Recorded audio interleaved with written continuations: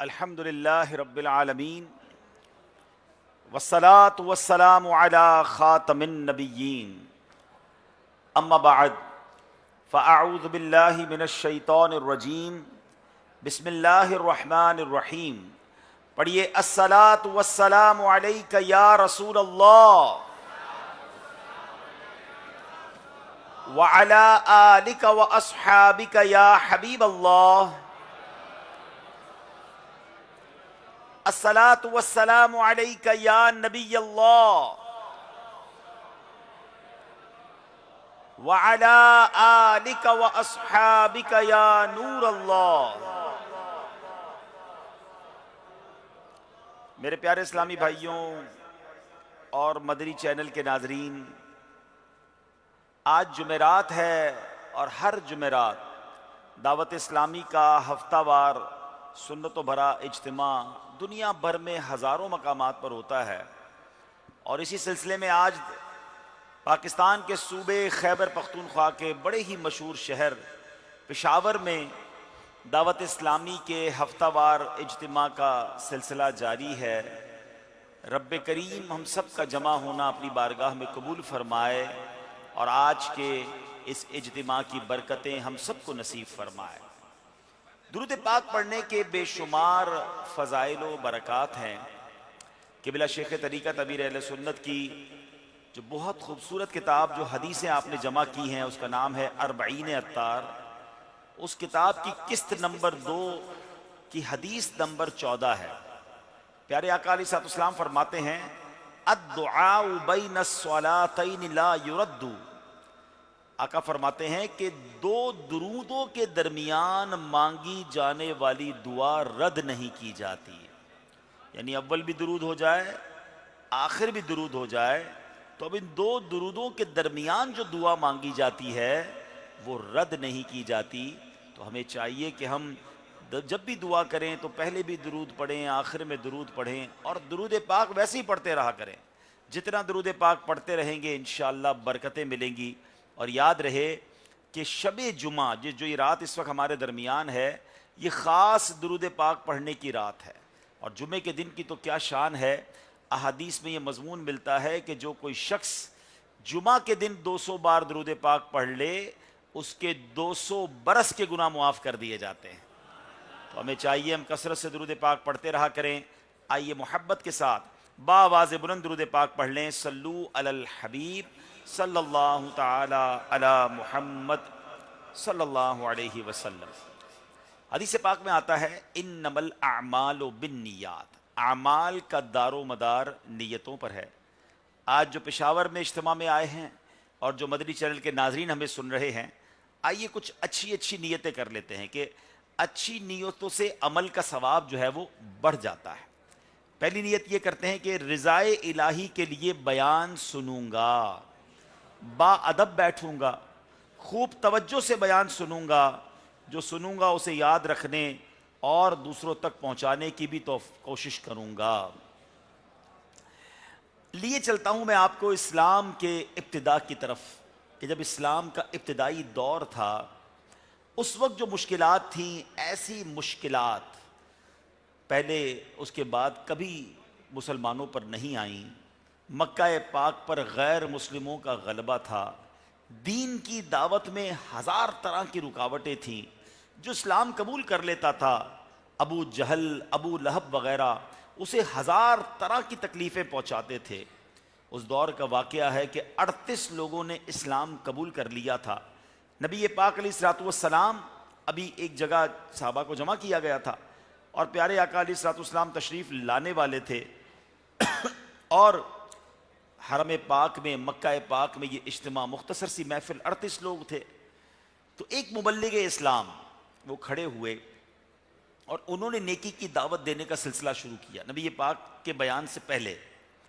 اب کیا تھا، جتنے غیر مسلم تھے، مشرک تھے، چاروں طرف سے وہ مسلمانوں پر ٹوٹ پڑے اور اس عظیم مبلغ پر اس قدر خونی وار کیے کہ آپ لہو لہان ہو گئے، آپ زخمی ہو گئے، بے ہوش ہو گئے. اس مبلغ کے جو قبیلے والے تھے وہ آئے، انہوں نے دیکھا کہ ہمارے قبیلے کے شخص کو اتنا مارا گیا ہے، اتنا زخمی کر دیا گیا کہ وہ مار کھاتے کھاتے بے ہوش ہو گئے، اور لوگ یہ سمجھے کہ اب بہت مشکل ہے، یہ زندہ نہیں بچیں گے، اتنے زخمی ہو گئے۔ بہرحال انہیں اٹھا کے لے گئے، ان کے زخموں کی مرہم پٹی کی گئی، ان کی دیکھ بھال کی گئی۔ شام کے وقت اس عظیم ہستی کو، اس عاشق رسول کو جب ہوش آیا، تو ہوش آنے کے بعد یہ نہ کہا کہ میری باڈی کا کیا حال ہے، میرے بچوں کا کیا حال ہے، میری فیملی کا کیا حال ہے، جناب بتاؤ گھر والے کیسے ہیں۔ اس عظیم ہستی کو ہوش آتا ہے تو زبان پر پہلا جملہ یہ ہے کہ میرے محبوب پاک علیہ الصلوۃ والسلام کا کیا حال ہے، میرے آقا کیسے ہیں۔ اللہ اکبر۔ اب پیارے اسلامی بھائیوں، جب ہوش آیا تو آپ کی والدہ کھانا لے کر آئیں، اور والدہ کھانا پیش کرتی، کھانے سے بھی انکار کر دیا کہ جب تک کھانا نہیں کھاؤں گا، جب تک یہ پتہ نہ چل جائے کہ میرے آقا کیسے ہیں۔ لوگوں نے معلومات کی تو پتہ چلا کہ نبی پاک علیہ الصلوۃ والسلام خیریت سے ہیں۔ کہتا اب تو کھا لیجئے۔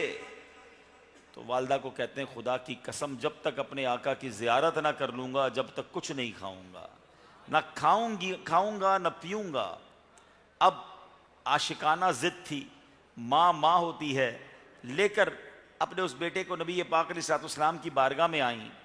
جب نبی پاک علیہ الصلوۃ والسلام کو انہوں نے دیکھا تو بے ساختہ میرے آقا سے لپٹ گئے، آقا سے لپٹ کر رونے لگے۔ اللہ اکبر۔ جب وہ رونے لگے تو جتنے صحابہ قریب کھڑے تھے وہ بھی نبی پاک کے عشق میں رونے لگے۔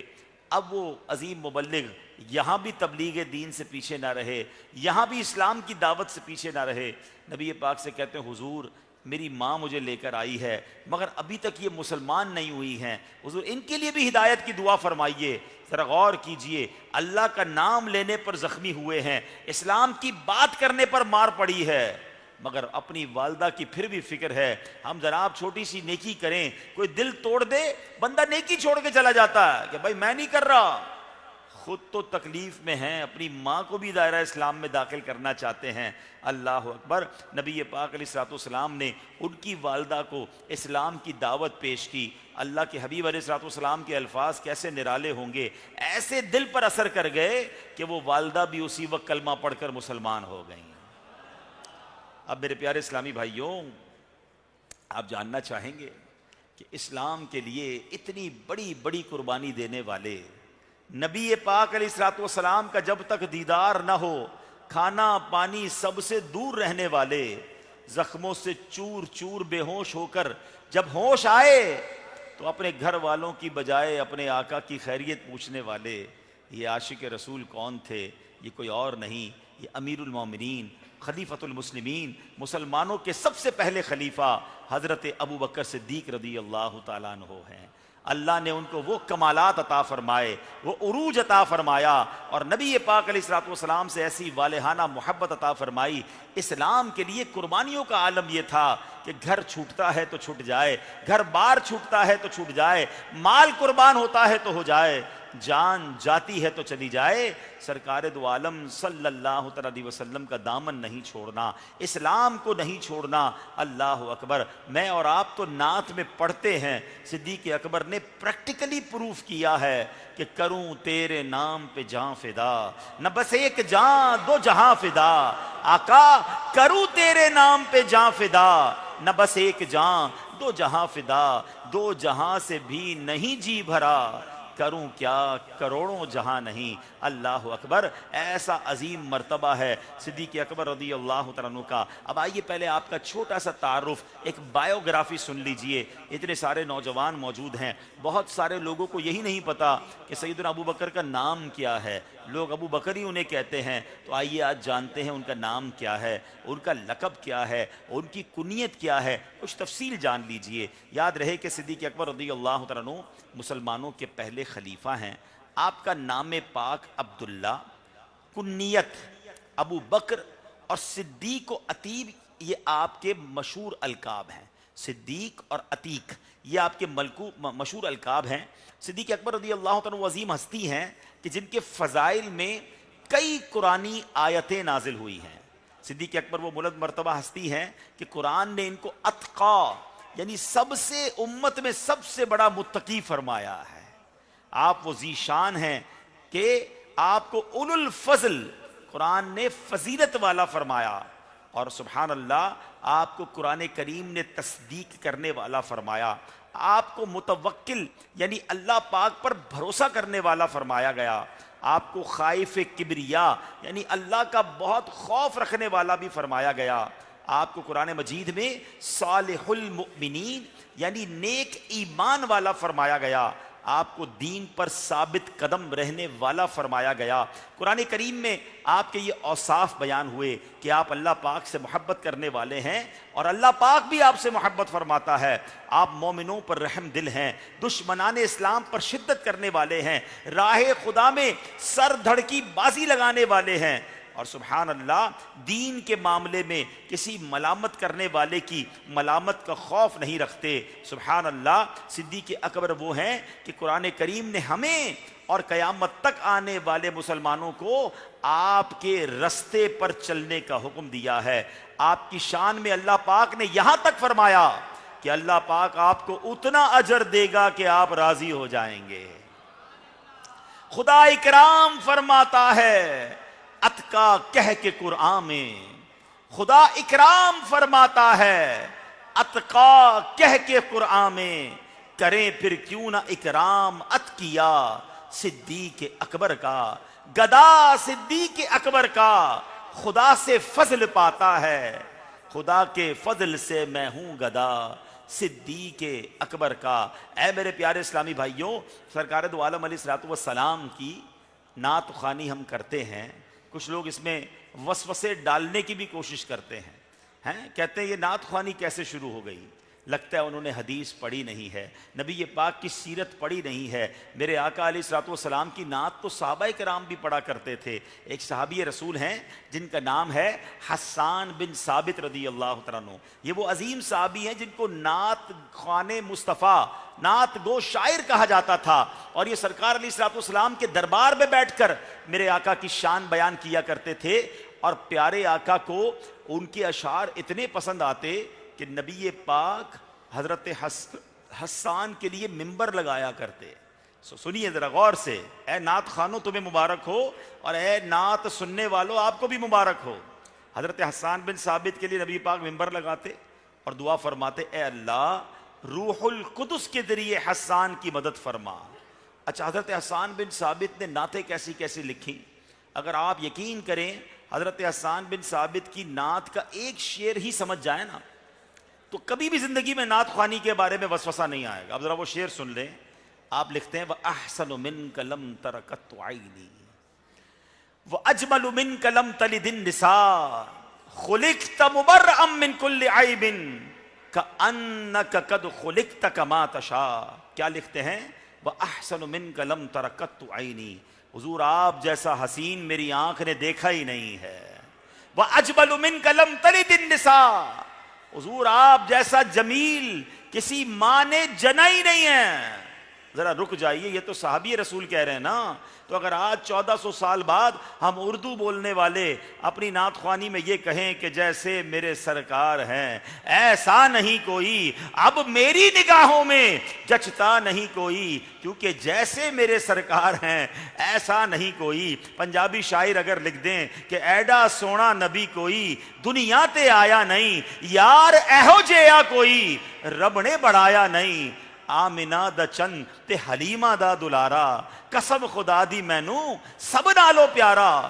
تو مجھے بتاؤ نا، یہ تو حضرت حسان بن ثابت نے بھی تو کہا ہے، یہ تو اسی کا ترجمہ لگ رہا ہے، یہ تو اسی کی تشریح لگ رہی ہے۔ اب آگے حضرت حسان بن ثابت لکھتے ہیں خلقت مبرأ من کل عیب، حضور اللہ نے آپ کو سارے عیبوں سے پاک پیدا فرمایا ہے۔ تو اب اگر بریلی کے تاجدار یہ کہیں کہ وہ کمال حسن حضور ہے کہ گمان نقص جہاں نہیں، یہی پھول خار سے دور ہے، یہی شمع ہے کہ دھواں نہیں، آقا وہ ہیں کہ جہاں نقص کا گمان بھی نہیں ہے۔ یہی بات تو حسان بن ثابت نے کہی ہے کہ خلقت مبرأ من کل عیب، حضور اللہ نے آپ کو سارے عیبوں سے پاک پیدا فرمایا۔ اب آگے جو اگلی لائن ہے نا وہ تو اور کمال کی ہے۔ حضرت حسان بن ثابت کہتے ہیں کہ کأنک قد خلقت کما تشاء، حضور اللہ نے آپ کو ایسا بنایا ہے جیسا آپ چاہتے تھے۔ اللہ نے آپ کو ایسا بنایا جیسا آپ چاہتے تھے۔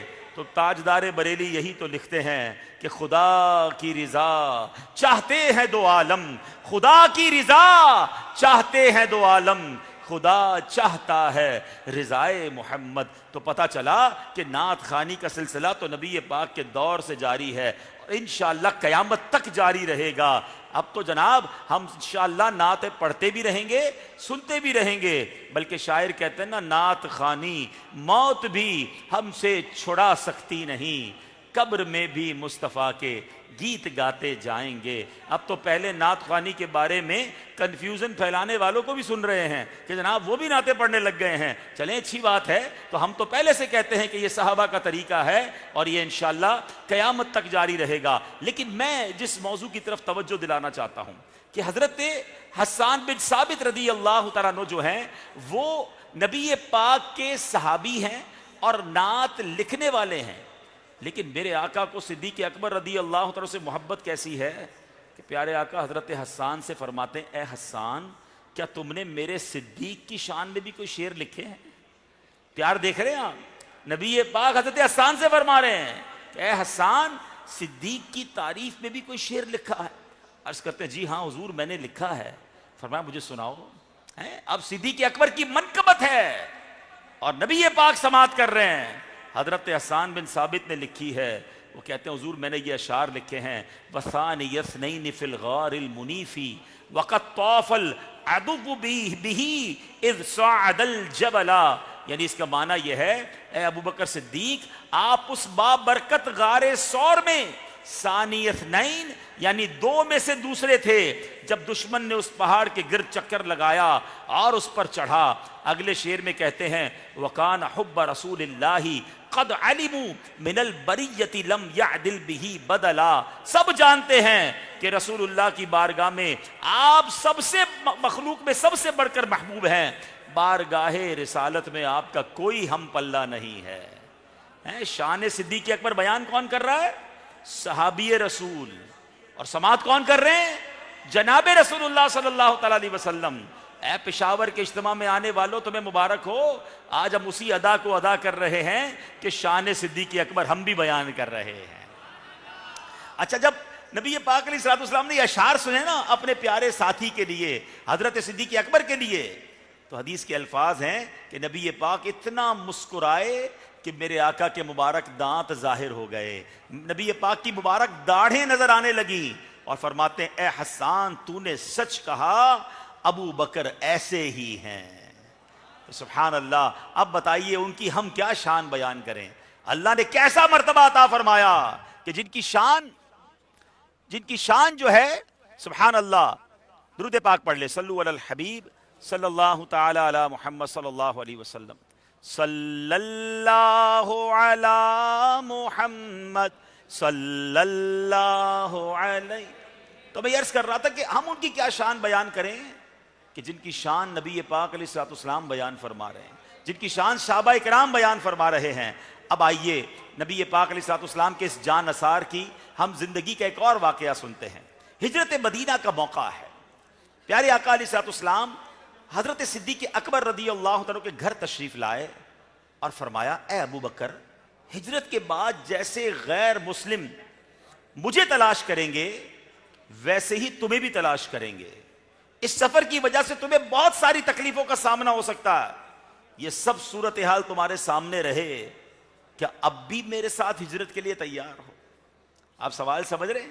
نبی پاک نے ہر چیز بتا دی کہ جیسے دشمن مجھے ڈھونڈ رہے ہیں ویسے تمہیں بھی ڈھونڈیں گے، بہت تکلیفیں آ سکتی ہیں، یہ سفر آسان نہیں ہے، کیا اب میرے ساتھ سفر کے لیے تیار ہو؟ کسی کو مشکل بتا دیں تو بندہ پھر کوئی نہ کوئی بہانہ نکالتا ہے۔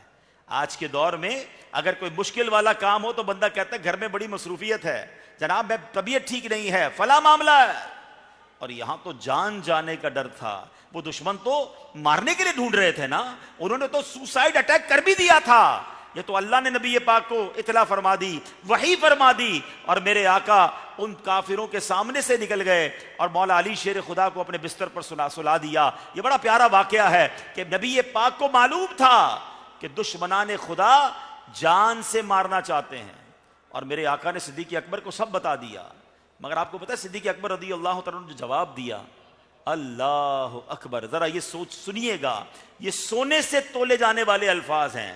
صدیق اکبر عرض کرتے ہیں کہ حضور دو صورتیں ہیں, دو کنڈیشنز, یعنی دو خوبصورت کیٹیگری آپ نے بیان کی. کہتے ہیں فرض کیجئے مجھے قیامت تک زندگی مل جائے, پھر اس زندگی میں مجھے پوری دنیا کا بادشاہ بنا دیا جائے اور سب بادشاہ نواب میرے ماتحت ہوں, مگر اس زندگی میں حضور آپ کی محبت شامل نہ ہو. نعمتیں کتنی, ساری دنیا کا بادشاہ, اور لائف کتنی قیامت تک کی, مگر حضور آپ کی محبت نہ ہو. ایک صورت تو یہ ہے. دوسری صورت یہ ہے کہ بالفرض مجھے قیامت تک کی زندگی مل جائے, اس پوری زندگی میں مجھے شدید ترین تکلیفیں دی جاتی رہیں اور میں درد اور تکلیف سے نڈھال ہو جاؤں, مانگوں پھر بھی موت نہ آئے. ان سب تکلیفوں میں یا رسول اللہ آپ کا دامن محبت میرے ہاتھ میں ہو تو اے میرے آقا وہ بادشاہوں والی زندگی سے سامنے میں یہ تکلیف والی مگر آپ کی غلامی والی زندگی قبول کر لوں گا. آپ حضور نے تو ایک سفر کی بات کی تھی نا, اے ابو بکر اس سفر میں تکلیفیں ہوں گی. کہتے حضور یہ سفر چھوڑیں, ساری زندگی تکلیفیں ملیں, اور زندگی بھی تھوڑی نہ ہو, قیامت تک جیوں اور روز مار پڑے, روز تکلیفیں پہنچے, مگر حضور آپ سے محبت باقی رہے, آپ کا دامن ہاتھ میں رہے. یا رسول اللہ میں وہ بادشاہوں والی زندگی کے مقابلے میں یہ زندگی پسند کرتا ہوں. کہتے ہیں وَهَلْ أَنَا وَمَالِي وَوَلَدِي فِدَاكَ یا رسول اللہ. کہتے میں بھی, میرا سارا مال بھی اور میری اولاد بھی حضور آپ پر سب کچھ قربان ہے. ہائے ہائے ہائے, میں اور آپ نعرے لگاتے ہیں غلامی رسول میں موت بھی قبول ہے. صدیق اکبر نے پریکٹیکلی پروف کیا. موت جس کو قبول ہوتی ہے نا اس کی نماز قضا نہیں ہوتی. جو کہتا ہے مجھے غلامی رسول میں موت بھی قبول ہے, اس کو نماز قبول کیوں نہیں ہے, اس کو نبی پاک کی سنتیں قبول کیوں نہیں ہیں, اس کو حرام کام چھوڑنا قبول کیوں نہیں ہے, وہ حرام روزی بھی کما رہا ہے اور کہہ رہا ہے موت بھی قبول ہے. آقا فرماتے من غش فلیس منا, دھوکہ دینے والا ہم میں سے نہیں. مسلمانوں کو دھوکہ بھی دے رہا ہے اور کہہ رہا ہے موت قبول ہے. باتیں کرنا آسان ہے. صدیق اکبر نے صرف یہ جملہ نہیں کہا, پھر سفر بھی ساتھ کیا. معلوم تھا کہ مار پڑ سکتی ہے, معلوم تھا کہ جان جا سکتی ہے. اے میرے پیارے اسلامی بھائیوں, اللہ کریم صدیق اکبر رضی اللہ عنہ کی اس والہانہ محبت کا ہمیں ایک ذرہ عطا فرما دے. کاش ہم بھی اپنے آقا کی ناموس پر, نبی پاک کے نام پر اپنا سب کچھ کر قربان کرنے والے بن جائیں. اعلیٰ حضرت لکھتے ہیں نا, دل ہے وہ دل جو تیری یاد سے معمور رہا. واقعی دل وہی دل ہے, یہ دل جو دنیا کے خیالات سے پر ہے, جو دنیا کی خواہشات سے پر ہے, جو کسی کی دشمنی کے خیالات لے کے بیٹھا ہے. دل میں لوگوں نے کینہ پالا ہوا ہے, مسلمانوں کے لیے نیگیٹو اپروچ پالی ہوئی ہے, اور کہتے ہیں میں عاشق رسول ہوں. ارے جس برتن میں گندگی ہو نا اس میں دودھ ڈالو, وہ دودھ بھی گندا ہو جاتا ہے. اگر واقعی سینے کو مدینہ بنانا ہے تو پہلے دل کو صاف کرنا ہوگا نا. دل تو وہی دل ہے جس دل میں نبی پاک کی یادیں. اعلیٰ حضرت لکھتے ہیں دل ہے وہ دل جو تیری یاد سے معمور رہا. دل ہے وہ دل جو تیری یاد سے معمور رہا. سر ہے وہ سر جو تیرے قدموں پہ قربان گیا. سر ہے وہ سر جو تیرے قدموں پہ قربان گیا. اے میرے پیارے اسلامی بھائیو, ہم سے کوئی پوچھے بتاؤ کیا چاہیے, دل کی تمنا کیا ہے؟ بینک بیلنس چاہیے, کار چاہیے, کوٹھی چاہیے, شاہانہ زندگی چاہیے, نوکروں کی لائنیں چاہیے. پیسے مل رہے ہوتے ہیں تو لوگ نمازیں قضا کر دیتے ہیں, کہتے گاہک آیا ہوا تھا دکان پہ جناب، کسٹمر کو دیکھ رہا تھا اس لیے ظہر چلی گئی، اس لیے عصر چلی گئی، ارے رات بچوں کے ساتھ بیزی تھا اس لیے مغرب عشاء چلی گئی، تھوڑا دوستوں میں بھی تو بیٹھنا ہوتا ہے نا حضرت، گھر میں شادی چل رہی ہے اس لیے نماز قضا ہو جاتی ہے۔ دنیا کی تھوڑی رنگینی، تھوڑی جناب مصروفیت میں ہم نماز قضا کر دیتے ہیں۔ ہماری خواہشات بھی دنیا کی ترقیاں ہیں۔ اور صدیق اکبر کہتے ہیں بس حضور کا دامن مل جائے، میرے آقا راضی ہو جائیں۔ سچ بتاؤں جو ادھر ادھر زندگی گزار رہے ہیں نا، کوئی زندگی گزار رہا ہے بچوں کو خوش کرنے کے لیے، کوئی زندگی گزار رہا ہے دوستوں کو خوش کرنے کے لیے، کوئی کہتا ہے جناب اپنے آفس کے باس راضی ہو جائیں، فلاں پارٹی کا صدر راضی ہو جائے گا تو سیٹ مل جائے گی۔ یہ ادھر ادھر راضی کرنے کے چکر میں کہیں رب کو ناراض نہ کر دینا، اللہ کے حبیب کو ناراض نہ کر دینا۔ ہم سب کو راضی نہیں رکھ سکتے تو پھر کیسے زندگی گزاریں؟ دیکھو بریلی کے تاجدار نے ہمیں ایک فارمولہ دے دیا ہے، کہتے ہیں انہیں جانا انہیں مانا، نہ رکھا غیر سے کام، انہیں جانا انہیں مانا، نہ رکھا غیر سے کام، للہ الحمد میں دنیا سے مسلمان گیا، للہ الحمد میں دنیا سے مسلمان گیا۔ دیکھو صحابہ کیسی قربانی دیتے تھے۔ حضرت سعد رضی اللہ عنہ ایک صحابی ہیں، ان کا نکاح نہیں ہو رہا تھا، جوان تھے، نکاح کی ضرورت تھی، پیارے آقا علیہ الصلوۃ والسلام کی بارگاہ میں آئے، کہتے حضور نکاح نہیں ہو رہا۔ نبی پاک نے ان کا نکاح کروا دیا۔ پیسے بھی نہیں تھے کہ شادی کے سامان، گھر بار میں شادی ہے تو کچھ تو چاہیے ہوگا، پیارے آقا نے انہیں پیسے بھی دے دیے کہ جاؤ اپنی دلہن کے لیے کچھ چیزیں خریدو اور نکاح کے بعد کی خوشگوار زندگی گزارو۔ خوشی خوشی بازار پہنچتے ہیں اور دلہن کے لیے چیزیں خریدنی ہیں۔ ابھی آج حسرت پوری ہوگی، دل کی تمنا پوری ہوگی، خوشی کا عالم کیا ہوگا، مگر ابھی بازار میں خریداری کر رہے تھے کہ اعلان ہو گیا کہ اے مسلمانوں، نبی پاک جہاد کے لیے روانہ ہو رہے ہیں، سب مسلمان جلدی جلدی حاضر ہو جائیں۔ حضرت سعد نے جب یہ اعلان سنا کہ اللہ کے دین کو میری ضرورت ہے، شادی کے سامان کو خریدنا ملتوی اور جناب غزوے کے لیے سامان خریدنا شروع کیا۔ ایک گھوڑا خریدا، ہتھیار خریدے، امامہ خریدا، اور سبحان اللہ غزوے میں شہید ہو گئے۔ لڑتے لڑتے کئی دشمنوں کو جہنم میں پہنچایا، اور اللہ اکبر، پھر جنگ میں یہ آواز گونجی کہ سعد کو نیزہ لگ گیا اور سعد شہید ہو گئے۔ اللہ اکبر، شہید تو بہت سارے لوگ اس غزوے میں ہوئے تھے، مگر یہ قربانی نرالی تھی۔ نبی پاک علیہ الصلوۃ والسلام کو جب اطلاع ملی، میرے آقا سعد رضی اللہ عنہ کی میت کے قریب آئے، حضرت سعد کے سر کو اپنی گود میں رکھا، اپنے مبارک کپڑوں سے حضرت سعد کے چہرے کی مٹی کو صاف کیا اور فرماتے ہیں اے سعد، تمہاری خوشبو کتنی پیاری ہے، تم اللہ کے رسول کے کتنے پیارے ہو۔ اللہ اکبر، نبی پاک کی یہ شفقتیں جاری ہیں۔ ابھی یہ گفتگو جاری ہے تو نبی پاک پہلے آپ نے آنسو بہائے اور پھر آقا مسکرائے اور اپنا چہرہ دوسری طرف کر لیا۔ صحابہ نے کہا حضور پہلے آپ نے گریہ فرمایا، پھر آپ مسکرائے، پھر اپنا چہرہ دوسری طرف کر لیا، اس کی کیا وجہ ہے؟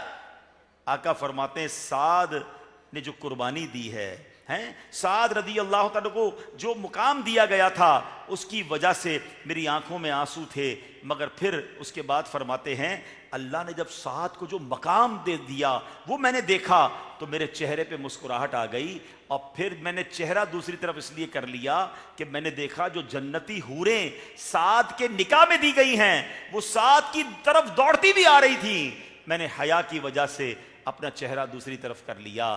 اللہ اکبر، ایسے تھے صحابہ کرام کہ زندگی کی سب سے بڑی خواہش بھی ہو وہ بھی نبی پاک کے نام پر، دین کے نام پر قربان کر دیا کرتے تھے، مگر آج ہم سے اپنی خواہشات ترک نہیں کی جاتی۔ آج جناب ہمیں کوئی دین کی طرف بلائے، آج دعوت اسلامی والے کہتے ہیں قافلوں میں چلیں، نہیں جناب ہمارے پاس ٹائم نہیں ہے، کوئی کہتا ہے درس میں بیٹھ جائیں، حضرت بیان میں آ جائیں، آج کے اجتماع کوئی دیکھ لینا، ہو سکتا ہے ہزاروں لوگوں کو دعوت دی گئی ہوگی، سب تو نہیں آئے نا، جن کے نصیب میں تھا وہ آ گئے۔ لیکن آج اگر خدا نہ خواستہ کوئی گناہوں کا پروگرام ہو، اور جناب بہت بڑا فنکشن سجا لیا جائے، جس کو نہیں بلایا جاتا وہ بھی پہنچ جاتا ہے، تو آپ سوچئے کہ دین کے کاموں میں ہم کیوں آگے نہیں بڑھ رہے۔ ہمیں صحابہ کرام کی ان قربانیوں کو یاد کرنا چاہیے۔ صدیق اکبر رضی اللہ عنہ کی شان کیسی ہے کہ اللہ کریم قرآن پاک میں ارشاد فرماتا ہے الا تنصروه فقد نصره الله اذ اخرجه الذين كفروا ثاني اثنين اذ هما في الغار۔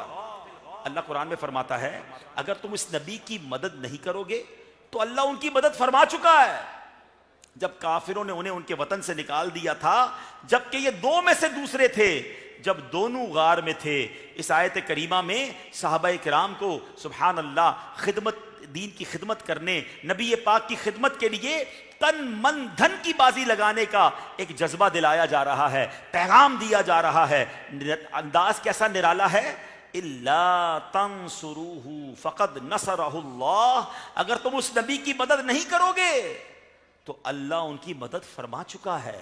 سبحان اللہ، یعنی اے میرے محبوب کے صحابہ، اگر تم ہمارے حبیب علیہ الصلوۃ والسلام کی مدد اور ان کے لیے جان نثاری کا مظاہرہ نہیں کرو گے، بے شک تم میں سے کوئی بھی نہ ہو ہمارے محبوب کی خدمت کے لیے، ان پر جان لٹانے، تن من دھن کی بازی لگانے کے لیے صرف ایک صدیق ہی کافی ہے۔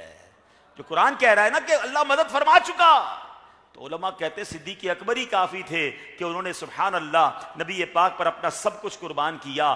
سبحان اللہ۔ اب سفر ہجرت، جس کے بارے میں نبی پاک نے پہلے وارن کیا، پہلے بتایا کہ سن لو بڑا خطرناک ہے، سفر شروع ہو گیا۔ اب جب ایسا سفر ہو تو بندہ ڈر کے چلتا ہے، کہیں حملہ نہ ہو جائے، کہیں جان نہ چلی جائے۔ مگر دیکھیں اس عاشق اکبر کا حال کیا ہے۔ انہوں نے کیا کیا، جب نبی پاک مکے سے مدینے جا رہے تھے نا، تو حضرت صدیق اکبر کبھی رائٹ سائڈ پہ چلتے، پھر کبھی بائیں طرف آ جاتے، کبھی آگے آ جاتے، کبھی پیچھے آ جاتے۔ تو پیارے آقا علیہ الصلوۃ والسلام نے سوال کیا، اے ابو بکر یہ تم کیا کر رہے ہو، ساتھ کیوں نہیں چل رہے، کبھی دائیں کبھی بائیں، کبھی آگے کبھی پیچھے؟ آپ جواب سنیں۔ صدیق اکبر کہتے ہیں حضور جب مجھے یہ خیال آتا ہے نا، یہ خوف آتا ہے کہ دشمن آگے سے حملہ کر دے گا، میں آگے آ جاتا ہوں۔ جب خیال آتا ہے نہیں پیچھے سے حملہ کرے گا، میں پیچھے آ جاتا ہوں، کبھی رائٹ اور کبھی لیفٹ، اسی لیے ہو رہا ہوں۔ تو نبی پاک فرماتے ہیں یا ابا بکر لو کان شیء احببت ان یکون لک دونی، یعنی اے ابو بکر کیا تم یہ پسند کرتے ہو کہ اگر کوئی تکلیف پہنچے تو تمہیں پہنچے مجھے نہ پہنچے؟ تم یہ چاہتے ہو کہ کوئی حملہ ہو تو تمہیں پہلے تکلیف پہنچے مجھے نہ پہنچے؟ سنے صدیق اکبر کیا جواب دیتے ہیں، کہتے ہیں نعم والذی بعثک بالحق ما كانت لتکن من ملمۃ الا احببت ان تکون لی دونک۔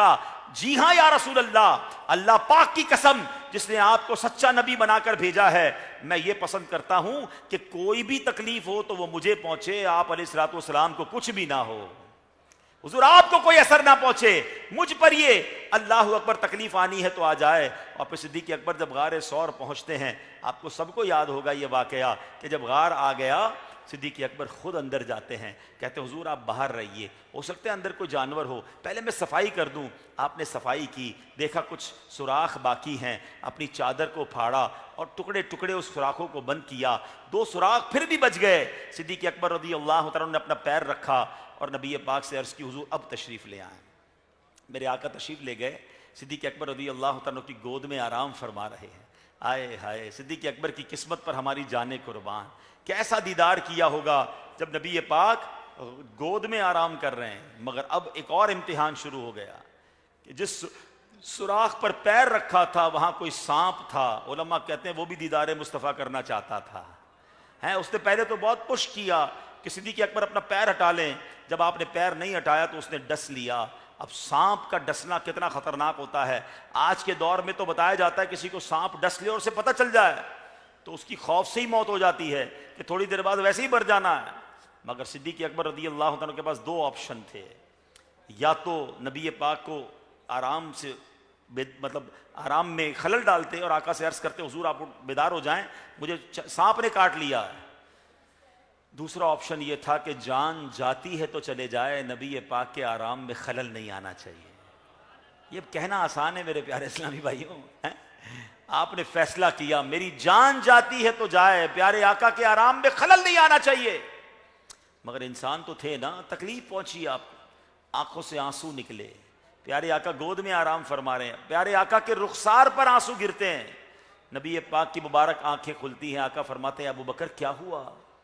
کہتے حضور سانپ نے ڈس لیا ہے. نبی پاک نے کسی ڈاکٹر کے پاس نہیں بھیجا, سرکار دو عالم علیہ الصلوۃ والسلام نے اپنا لعاب دہن حضرت صدیق اکبر رضی اللہ تعالیٰ کو اس انگوٹھے پر لگایا, اور آپ کا زہر کا اثر ختم ہوا, آپ کی تکلیف بھی ختم ہو گئی, آپ کی جان بھی بچ گئی.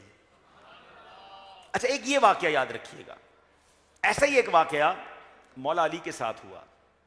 آپ مقام صحبہ پر نبی پاک کے ساتھ آ رہے تھے, پیارے آقا علیہ الصلوۃ والسلام نے آرام کرنا تھا, نبی پاک نے عصر کی نماز ادا کر لی تھی. پیارے آقا کی گود, نبی پاک حضرت مولا علی کی گود میں آرام فرما رہے ہیں, اور عصر کا وقت جا رہا ہے, سورج غروب ہو رہا ہے. مولا علی سے بڑا مفتی کوئی نہیں ہے, حضرت ابوبکر صدیق سے بڑا مفتی کوئی نہیں ہے. مولا علی تو وہ ہیں جس کے بارے میں نبی پاک فرماتے ہیں میں علم کا شہر ہوں, علی اس کا دروازہ ہے. اور عصر کی نماز تو ویسے ہی بڑی امپورٹنٹ ہے کہ جو جناب بہت تھوڑا وقت ہوتا ہے, بندے کو بڑا کانشیس رہنا پڑتا ہے. اب دو آپشن تھے کہ جناب فرض ہے نماز پڑھنا, تو نبی پاک کو بیدار کر کے عرض کرتے حضور آپ نے ہی فرمایا نماز فرض ہے, نماز میری جا رہی ہے, آپ آرام کو ترک کریں, میں نماز پڑھ لیتا ہوں. اور عشق کہتا ہے کہ آرام میں خلل نہیں آنا چاہیے, نماز جاتی ہے تو چلی جائے.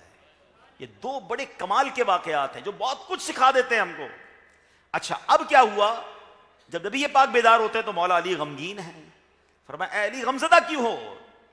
کہتے حضور جب سے علی ایمان لایا ہے کوئی نماز قضا نہیں ہوئی ہے. اے مولا علی کے چاہنے والو, اے پنجتن پاک کی نیاز کرنے والو, ان کے گن گانے والو, سنو, یہ بہت اچھا نعرہ ہے کہ میں پنجتن کا غلام ہوں, مگر مولا علی وہ ہے جو خود فرماتے ہیں جب سے ایمان لایا ہوں حضور کوئی نماز قضا نہیں ہوئی ہے. تو یہ کیسا مولا علی کا ماننے والا اور پنجتنی ہے جس کی روز نمازیں قضا ہو رہی ہیں. مگر دیکھو میرے نبی نے کیا فرمایا ہے, دنیا نے دیکھا نہیں تھا, ہمیشہ مغرب کے بعد عشاء کا وقت ہوتا ہے, سورج غروب ہو چکا تھا, مغرب کا ٹائم شروع ہو چکا تھا. میرے آقا نے ہاتھ اٹھائے اور کچھ اس طرح دعا فرمائی, اے اللہ علی تیری اور تیرے حبیب علیہ الصلوۃ والسلام کی فرما برداری میں تھے, اے اللہ سورج کو واپس لوٹا دے.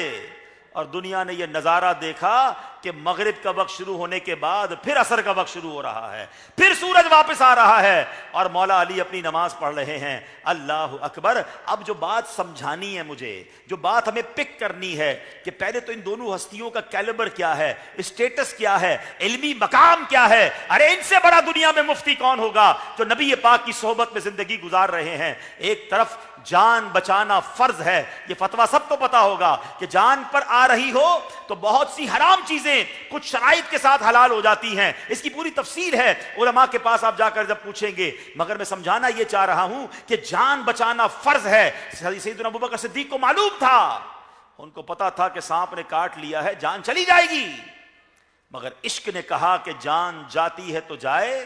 نبی پاک کے ادب میں اور نبی پاک کے آرام میں خلل نہیں آنا چاہیے. مولا علی جانتے تھے نماز پڑھنا فرض ہے اور سب سے پہلا فرض ہے.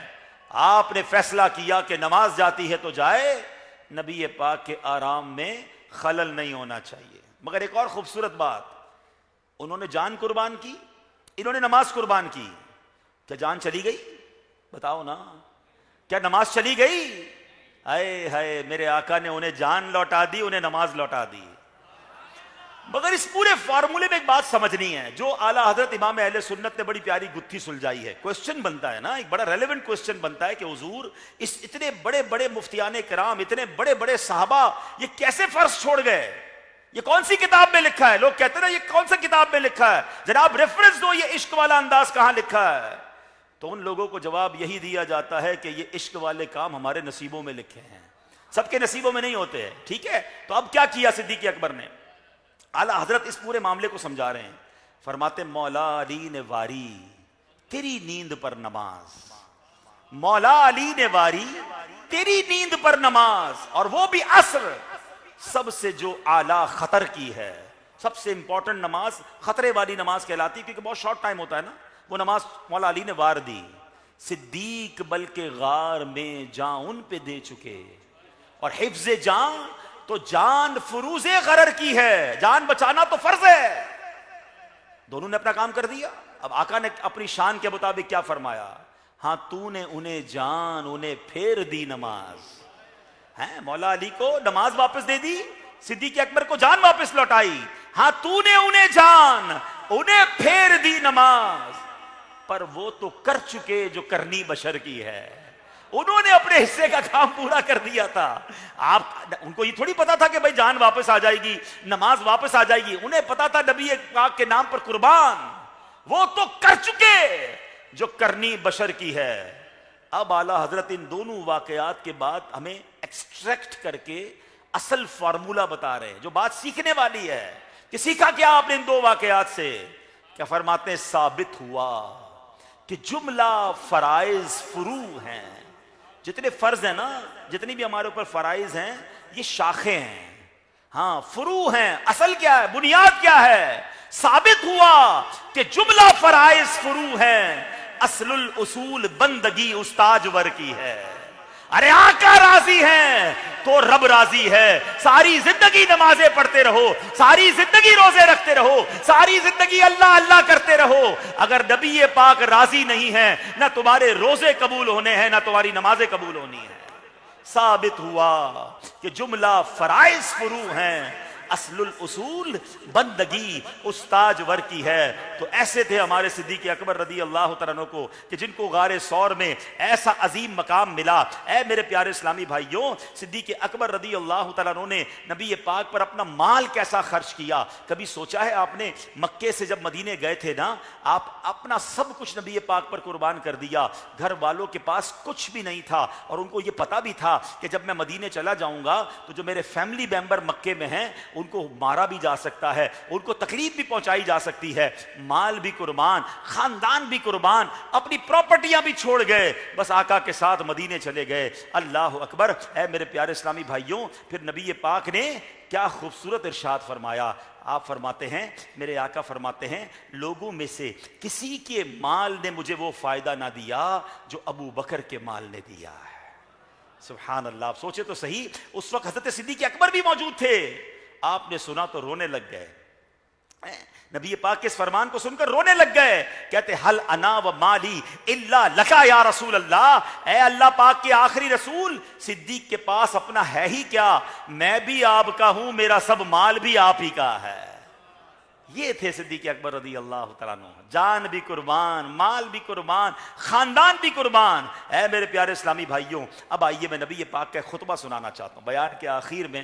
آپ یقین کریں, جب میں اس بیان کی تیاری کر رہا تھا اور اس خطبے کو پڑھا, میں نے خود بھی زندگی میں پہلی بار اس انداز میں, پہلے ہو سکتا ہے بخاری شریف میں پڑھا ہوگا, لیکن یہ جو ماشاءاللہ اس کا ترجمہ میں نے پڑھا, میری اپنی بھی تھوڑی دیر کے لیے کچھ کیفیت بن گئی کہ کیا مرتبہ ہے.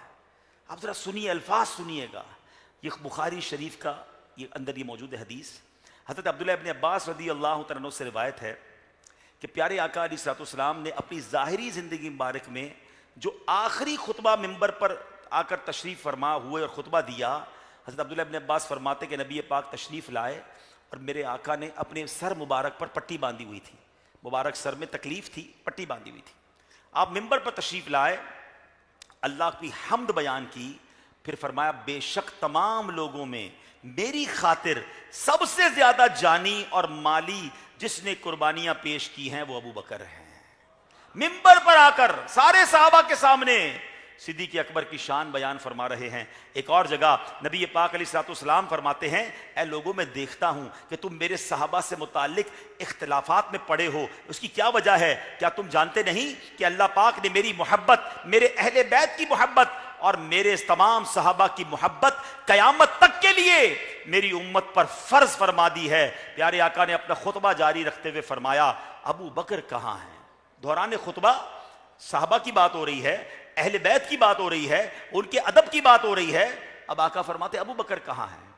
صدیق اکبر کہتے ہیں حضور میں یہاں حاضر ہوں. حضور نے فرمایا میرے قریب آ جاؤ. آپ قریب حاضر ہوئے.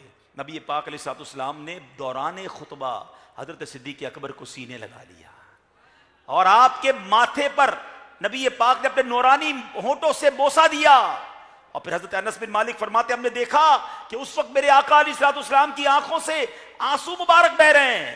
آپ نے صدیق اکبر کا ہاتھ پکڑ کر اونچی آواز سے فرمایا, اب ذرا الفاظ سنیے گا, خدا کی قسم ہماری جانیں صدیق اکبر پر قربان, نبی پاک نے حضرت ابو بکر صدیق کا ہاتھ پکڑ کر فرمایا، اے مسلمانوں، ہذا ابو بکر صدیق، یہ ابو بکر صدیق ہے، ہذا شیخ المہاجرین والانصار، یہ مہاجرین کا بھی سردار ہے، انصار کا بھی سردار ہے، ہذا صاحبی، یہ میرا ساتھی ہے، صدقنی حین کذبنی الناس، صدقنی حین کذبنی الناس، اس نے میری اس وقت تصدیق کی جب لوگ مجھے جھٹلا رہے تھے،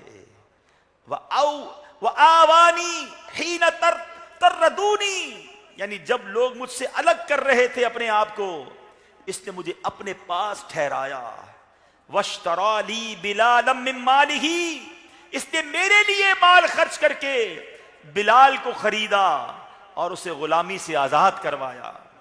پس جو اس سے بغض رکھے اس پر اللہ پاک کی اور لعنت کرنے والوں کی لعنت ہو، اور جو اللہ پاک کے اور میرے حقوق پورا کرنا چاہے اسے چاہیے کہ پہلے ابو بکر کے حقوق پورے کرے۔ اے میرے پیارے اسلامی بھائیوں، جو یار غار محبوب خدا صدیق اکبر ہیں، جو یار غار محبوب خدا صدیق اکبر ہیں، وہی یار مزار مصطفیٰ صدیق اکبر ہیں۔ اے میرے پیارے اسلامی بھائیوں، ذرا غور تو کیجئے کہ یہ کیسی محفل تھی، یہ کیسا اجتماع تھا جہاں نبی پاک صحابہ کی شانیں بھی بیان کر رہے ہیں، اہل بیت کی شان بھی بیان کر رہے ہیں، اور خاص طور پر سبحان اللہ صدیق اکبر کی شان بیان کر رہے ہیں۔ ہمیں بھی چاہیے ایسی محفل، ایسے اجتماع سجاتے رہیں جس میں صحابہ کے فضائل بھی بیان ہوں، اہل بیت کے فضائل بھی بیان ہوں، اور سبحان اللہ اے اہل سنت والوں، آپ کو مبارک ہو کہ ہمیں صحابہ سے بھی پیار ہے اور اہل بیت سے بھی پیار ہے، اور انشاءاللہ اپنا بیڑا پار ہے۔ یہ تو نبی پاک کا طریقہ ہے کہ آقا خطبہ دے کر فرما رہے ہیں کہ میرے صحابہ کی اور میرے اہل بیت کی جو نبی پاک نے تعظیم کے بارے میں فرمایا کہ ان کی جو اہمیت ہے، ان کا جو ادب ہے، ان کے بارے میں پوزیٹیوٹی ہے، وہ امت کے لیے ضروری ہے۔ تو ہمیشہ صحابہ اور اہل بیت کے بارے میں بڑی محبت کا ہمارے دل میں مقام ہونا چاہیے۔ اور پھر جو سبحان اللہ صدیق اکبر رضی اللہ تعالیٰ کی شان نبی پاک نے بیان فرمائی، اس سے اندازہ ہوتا ہے کہ آپ کا مرتبہ کیسا ہے۔ اللہ کریم تربت صدیق اکبر پر اپنی کروڑوں رحمتوں کی بارش نازل فرمائے، ہم سب کو ان کے فیوز و برکات سے مالا مال فرمائے۔ اچھا، ایسا نہیں ہے کہ زندگی تو آقا کے ساتھ گزاری، آج مزار میں بھی نبی پاک کے ساتھ ہیں۔ آپ کو ایک بڑی ایمان افروز بات بتاؤں، روایتوں میں آتا ہے کہ بندہ جہاں دفن ہوتا ہے نا، جس قبر میں جاتا ہے، اسی مٹی سے اس کی تخلیق ہوتی ہے۔ ہاں، ہم کبھی کبھی کہتے بھی یار بندے کی مٹی وہیں لکھی تھی، دیکھو اتنا ٹریول کر کے وہیں پہنچا، وہیں پر دفن ہوا، اس کی مٹی وہاں کی لکھی تھی۔ ایکچولی اسی مٹی سے اسے بنایا جاتا ہے، جس مٹی سے میں اور آپ بنے ہیں اسی مٹی میں جا کر ملنا ہے، اسی جگہ پر قبر بننی ہے۔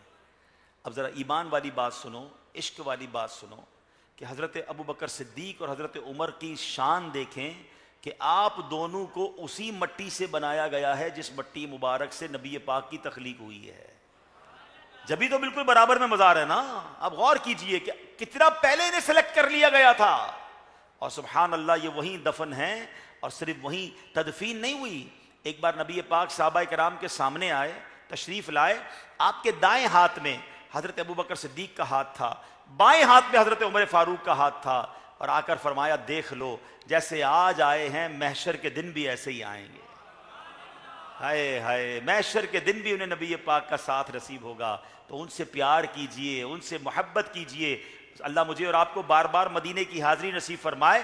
جب جب روضہ رسول پر حاضری دیں، صدیق اکبر کو بھی سلام پیش کریں، حضرت عمر کو بھی سلام پیش کریں، بلکہ ان سے عرض کریں کہ آپ نبی پاک کی بارگاہ میں ہماری سفارش کریں کہ آقا اپنی غلامی میں ہمیں قبول فرمائیں، ہمیں بھی عشق رسول نصیب ہو جائے۔ تو اے میرے پیارے اسلامی بھائیوں، یہ عظیم ہستیاں ہیں کہ جن کے واقعات جب جب پڑھتے ہیں، سچی بات ہے اپنے آپ پر شرم بھی آنے لگتی ہے کہ یہ کہاں تھے اور ہم کہاں ہیں۔ ہم گفتار کے غازی ہیں، ہم باتیں کرنے والے لوگ ہیں کہ عشق رسول مجھے بڑا ہے۔ سوچیے عشق رسول تو یہ تھا نا، اب مرتبہ کیسا۔ ایک بار حضرت ابو درداء رضی اللہ عنہ فرماتے ہیں کہ صدیق اکبر کہیں جا رہے تھے اور میں آپ کے آگے آگے چل رہا تھا۔ حضرت ابو درداء بہت بڑے صحابی ہیں، خود ہی بیان کر رہے ہیں کہ میں آپ کے آگے آگے چل رہا تھا۔ تو نبی پاک نے اس کو دیکھ لیا اور فرمایا اے ابو درداء، کیا تم اس شخص کے آگے چلتے ہو جو دنیا اور آخرت میں تجھ سے افضل ہے. یاد رکھو نبیوں اور رسولوں کے بعد جس شخص پر بھی سورج طلوع اور غروب ہوتا ہے ابو بکر صدیق ان سب سے افضل ہیں.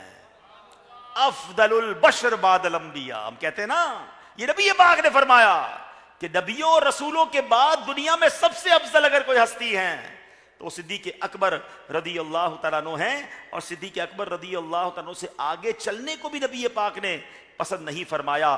یہاں ادب کا ایک اور پہلو بھی ملتا ہے کہ بزرگوں کے آگے نہیں چلنا چاہیے, علماء کے آگے نہیں چلنا چاہیے, والدین کے آگے نہیں چلنا چاہیے. ادب یہ ہے کہ بزرگوں کے پیچھے چلے. ہاں علماء اس بات کی اجازت دیتے ہیں کہ کوئی گائیڈ ہے, کوئی راستہ بتانے والا ہے تو وہ ٹھیک ہے, کسی اور مقصد سے چل رہا ہے.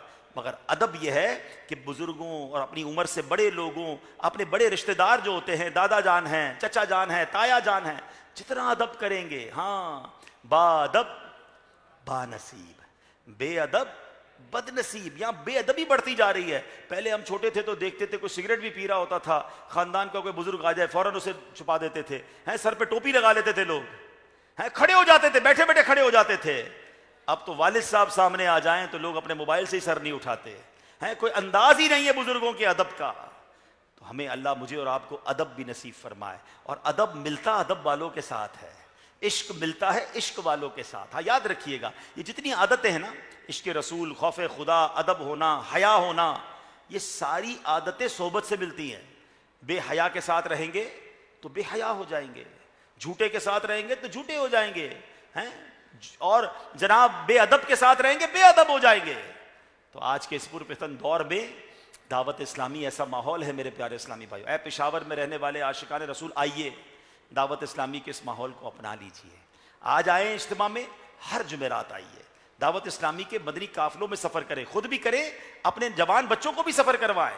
انشاءاللہ پریکٹیکلی عشق رسول سیکھنے کو ملے گا, پریکٹیکلی با ادب بنیں گے, پریکٹیکلی اللہ نے چاہ زندگی میں تبدیلی آنا شروع ہو جائے گی. اللہ کریم سے دعا کرتا ہوں کہ اللہ کریم ہم سب کو دعوت اسلامی کے اس پیارے دینی ماحول سے وابستگی عطا فرمائے. تو آج صدیق اکبر رضی اللہ تعالیٰ کے ایصال ثواب کے لیے نیت کر لیں کہ آج جو اجتماع میں آئے ہیں انشاءاللہ, اور جو مجھے لائیو سن رہے ہیں, کہ آپ صدیق اکبر رضی اللہ تعالیٰ کے ایصال ثواب کے لیے اگلی 12 جمعرات جس کی نیت بنتی ہے وہ ہاتھ اٹھائے. انشاءاللہ ہر 12 جمعرات تک ہفتہ وار اجتماع میں شرکت کروں گا انشاءاللہ.